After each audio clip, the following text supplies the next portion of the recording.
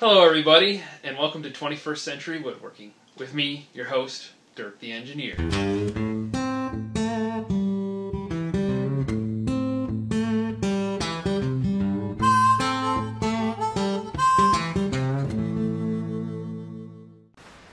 Hello everybody, Dirk the Engineer here, back after a summer of outdoor activities. The woodworking season is upon us. That would be winter for those of you who don't know that. I'm just introducing a new tool into my shop.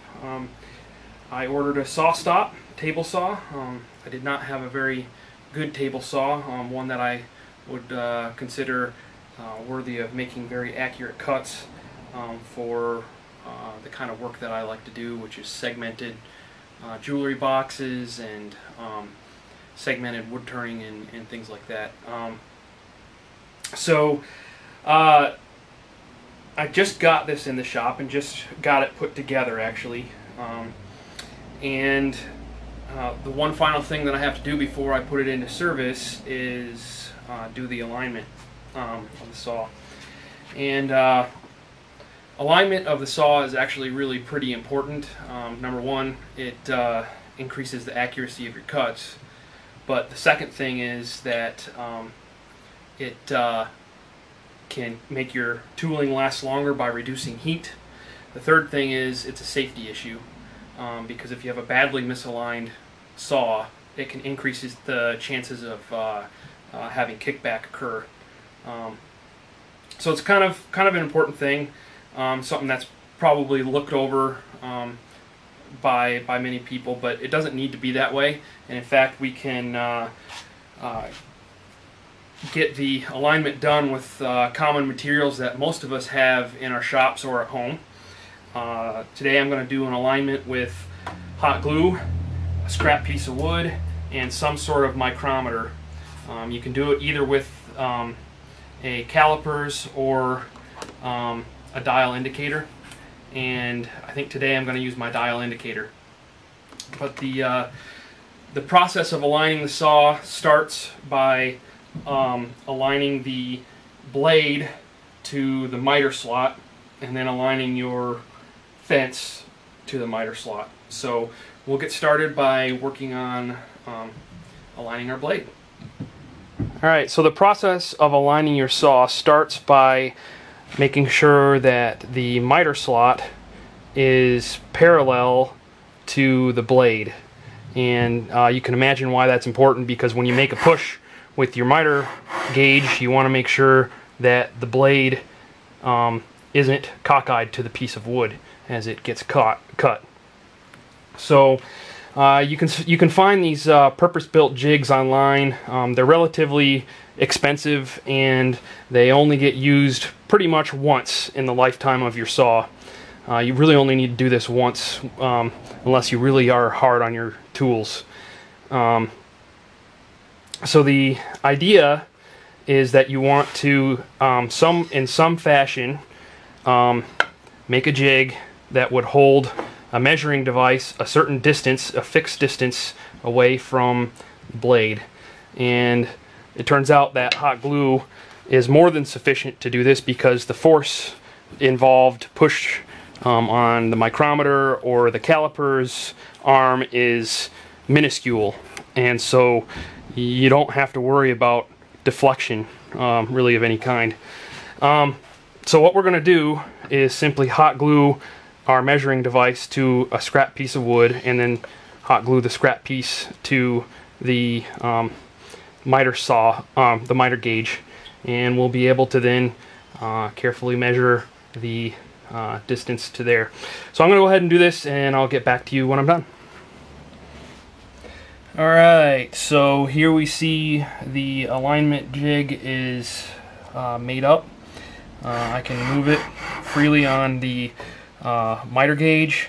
I don't really care what this angle is set to, but you can set it to 0 if you want. It doesn't really matter as long as it's locked down.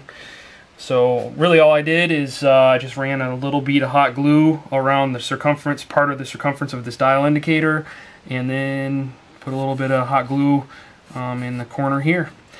And so really, I guess this thing only cost me the hot glue I consumed, which are probably amounted to 10 cents. So for you practical woodworkers out there, this is a good way to go.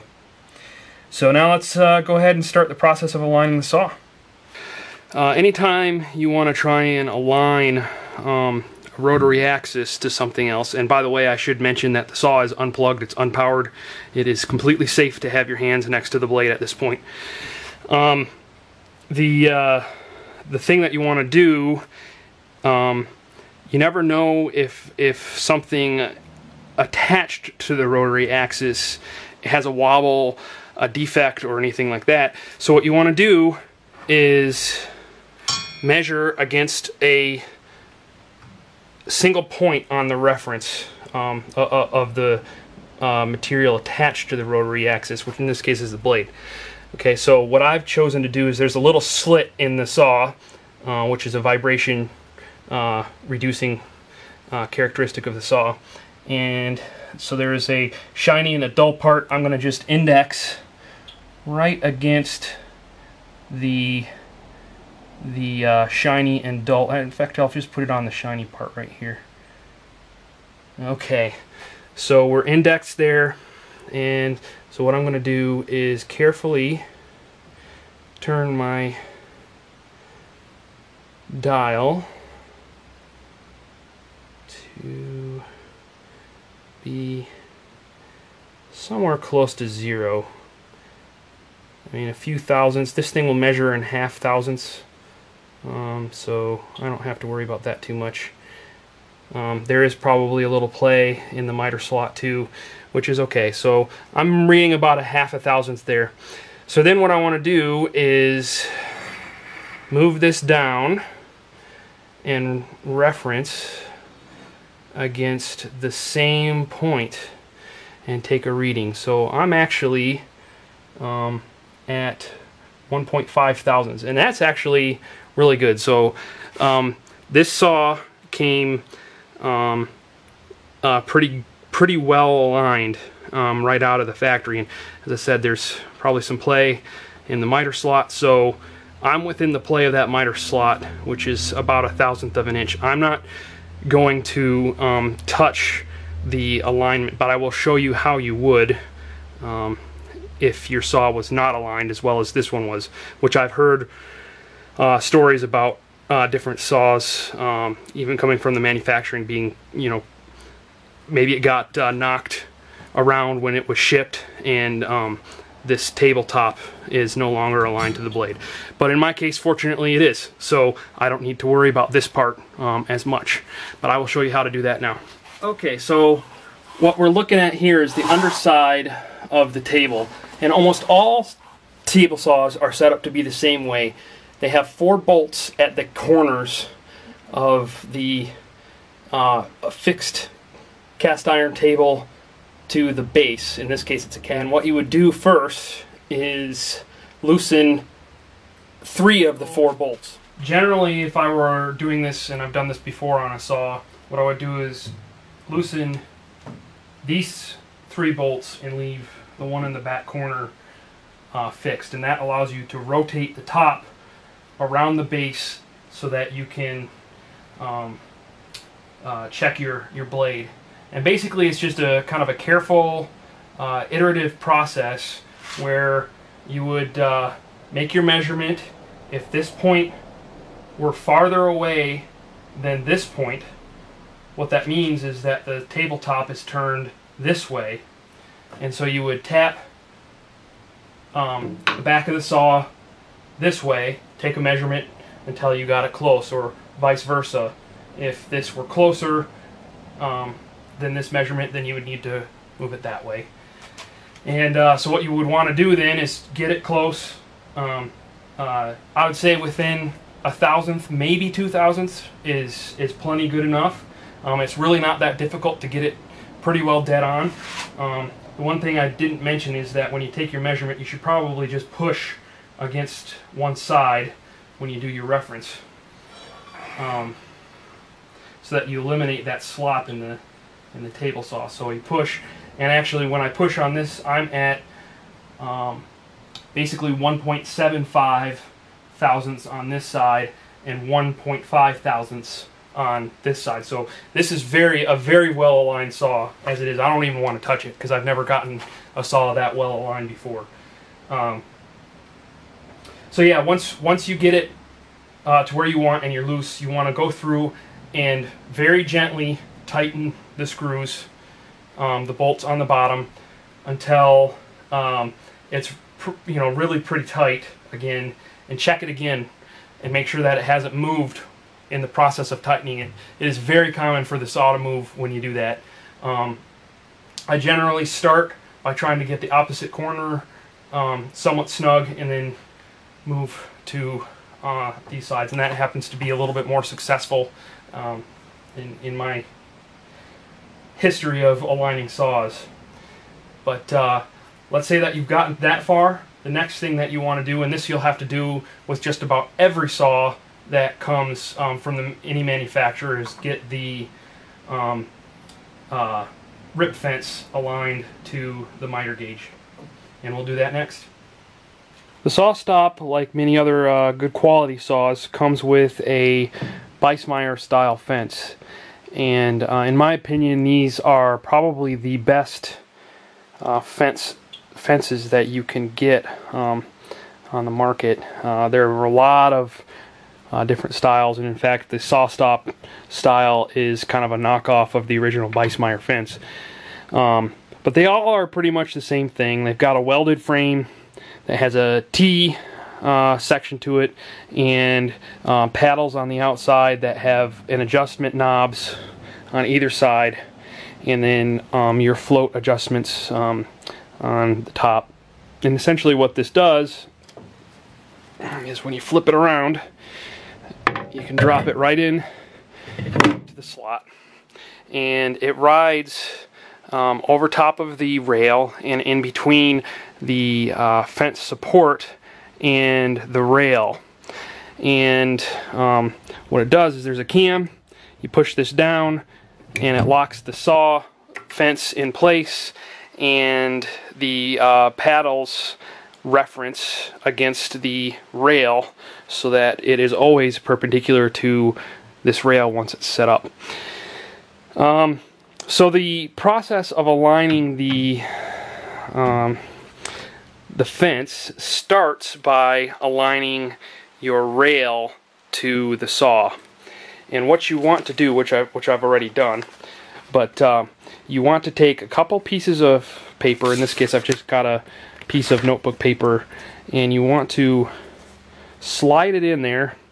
And in this case, I would be moving the fence all the way down to the left side, and then I would be tightening the bolt that holds the rail to the fence support. And then once I got that done, because I'd be pushing against it and tightening it, and that would give me a very small gap between the front of the rail and front of the T on the saw and the fence support rail. So then I would travel all the way down to the right side and do the same thing. Push against the fence, or first put your piece of paper in there, push against the fence and tighten the bolt. And that gives you a consistent gap between the T and the fence and the fence support. And that's important because you don't want this thing to be dragging, but you don't want it to have a lot of slop either, because as you move, you want to hit your measurement and lock it down, and really not eliminate as much movement as you can in this thing when you lock it down. And you always want to reference the same pad or the same side of the T, because then what you'll do is use this side to do any adjustments and fine-tuning, and that way you have a consistent slide all the way across. Okay, so once you have your rail essentially aligned to the table, now you can start aligning your fence to be perpendicular, as it were. And it's a very similar process to what we did before. What you want to do is just move your fence over till it starts to index against the indicator or the calipers that you have, and Just kind of move it back and forth until you get it to be at pretty much 0. Yeah, it is. Okay, so I'm at a 1/2 thousandth right there, which is fine. So I'm going to push against that, so I'm at 1/1000th when I push against it. And I've got my miter gauge all the way back, and all you have to do is slide it ahead until you get to the end. And wow, okay, I am pretty well aligned, which is a real surprise. It's the first time that's ever happened to me.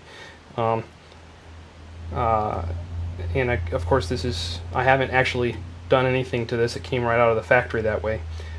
So I'm at 1/1000th, and down here, kind of measuring, it might be about 2/1000ths or so down there. You can see that this fence actually has a little bit of a waver to it, just a couple thousandths, maybe a total of about 4/1000ths, and that's probably from where the bolts come and pull the particle board to the face. So that's actually really pretty good. If it were out of alignment, what you would do is take your fence and flip it over, and of course I referenced this pad.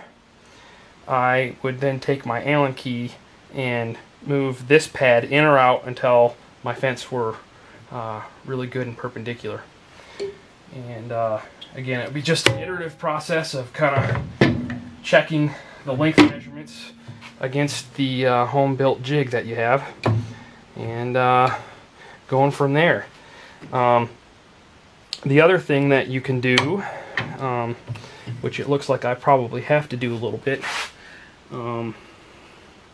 is you want this to be pretty close to the top, and it looks like I've got a decent gap underneath there. I actually discovered a very easy way to gap your fences. There are a line of bolts, hex head screws that go into this. This is actually some of that high ply 1/2 inch plywood, and what you can do is just tap your fences down. They will move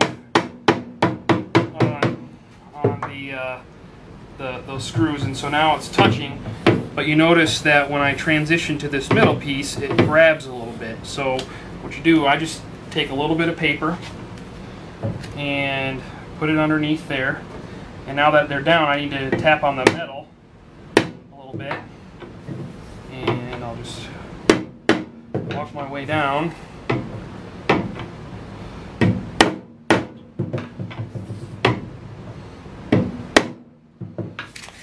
Go. So that side is now up just slightly, and I can do the same thing on this side.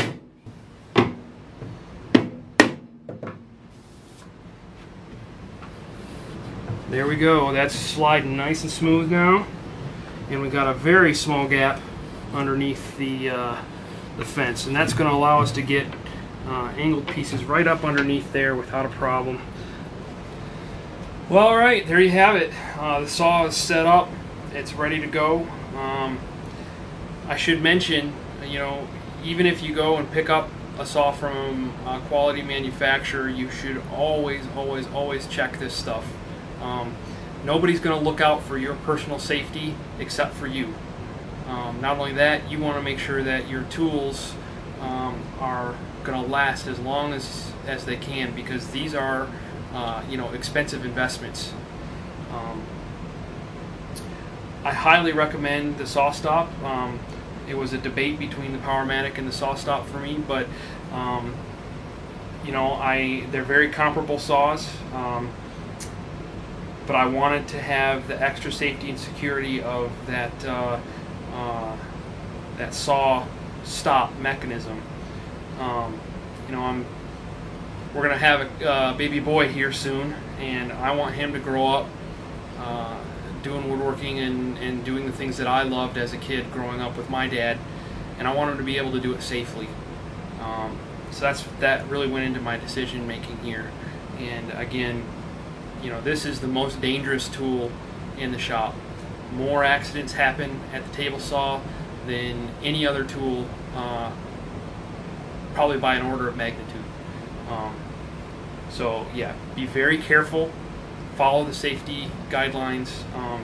I think get the safest products you can in your price range, and you know, it's your responsibility to know the tool, and part of that is going through this setup process. Even as you saw, I didn't even have to align anything, which was the first time I've ever had that happen with the saw that I've set up. But I still wanted to check just to be sure, and you don't have to spend a lot of money doing that. You can make a very inexpensive shop-made jig. You know, it only cost me 10 cents. So it's a good thing to do, and I hope you guys learned a little bit and can do that yourselves too. So Dirk the Engineer here, signing off, and I will be producing more videos here in the woodworking season. Upcoming, I'll be making a plywood storage shelf so I can take care of this wonderful mess, and I'll also be making a flip-top tool cart for my miter saw and my planer to go on, so I don't have to lug them around and leave them on the table or on the floor. So those are a couple things you can look forward to as projects this winter. And again, I really hope to start getting into actual fun woodworking projects now. I've got my shop coming together, and you know, I hope I'm able to do that as we raise our little boy. So thank you very much, and I'll see you later.